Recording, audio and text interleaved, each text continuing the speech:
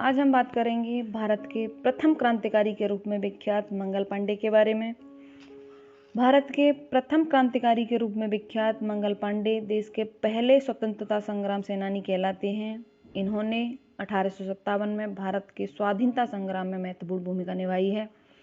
मंगल पांडे का जन्म 19 जुलाई 1827 को उत्तर प्रदेश के बलिया जिले के नगवा गांव में हुआ था। इनके पिता का नाम दिवाकर पांडे तथा माता का नाम श्रीमती अभय रानी था। उनका बचपन आम बच्चों की तरह ही बीता। सन 1849 में मात्र 22 वर्ष की उम्र में वे ब्रिटिश ईस्ट इंडिया कंपनी की सेना में बंगाल नेटिव इन्फेंट्री बटालियन की 34वीं रेजिमेंट में पैदल सेना के सिपाही के रूप में भर्ती किए गए। इस रेजिमेंट में ज़्यादातर ब्राह्मणों को ही भर्ती किया जाता था। 1856 से पहले तक अंग्रेजी सेना के भारतीय सिपाही ब्राउन ब्रीज नाम की बंदूक का इस्तेमाल करते थे। 1856 में भारतीय सेना के इस्तेमाल के लिए एनफील्ड P53 लाई गई, जो ब्राउन ब्रीज के मुकाबले में शक्तिशाली और अचूक थी। नई बंदूक में गोली दागने की आधुनिक प्रणाली यानी कि फ्रिक्शन कैप का प्रयोग किया गया था, परंतु बंदूक में गोली भरने की प्रक्रिया पुरानी थी। नई एनफील्ड बंदूक भरने के लिए कारतूस को दांतों से काटकर खोलना पड़ता था और उसमें भरे हुए बारूद को बंदूक की नली में भरा जाता था।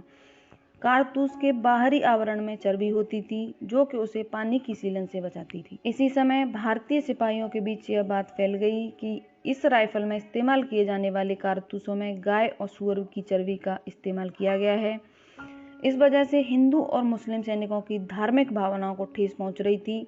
सिपाहियों द्वारा इसे ब्रिटिश शासन द्वारा हिंदू और मुसलमानों का धर्म भ्रष्ट करने की सोची समझी साजिश माना जाने लगा। 29 मार्च 1857 को बैरकपुर परेड मैदान के निकट मंगल पांडे ने रेजिमेंट के अफसर लेफ्टिनेंट बाग पर हमला कर उसे घायल कर दिया। जनरल जॉन ह्यूसन के अनुसार मंगल पांडे किसी प्रकार के धार्मिक पागलपन में थे।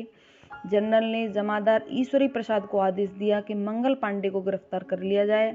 जमादार ने मना कर दिया। सिर्फ एक सिपाही शेख पलटू को छोड़कर सारी रेजिमेंट ने मंगल पांडे को गिरफ्तार करने से मना कर दिया। शेख पलटू ने मंगल को पीछे से पकड़ तो लिया, लेकिन वो उनका हाथ पकड़ने में नाकामयाब रहा। एक बार जब उसने ऐसा करने की कोशिश की तो मंगल ने अपनी कोहनी से उसे चोट पहुंचाई। मंगल पांडे का कोर्ट मार्शल शुरू होने से पहले ही पलटू की पदोन्नति कर दी गई। 6 अप्रैल 1957 को मंगल पांडे का कोर्ट मार्शल शुरू कर दिया गया। सिपाही नवंबर 1446 मंगल पांडे को इसके लिए मौत की सजा सुनाई। फैसले के अनुसार उन्हें 18 अप्रैल 1857 को फांसी दी जानी थी।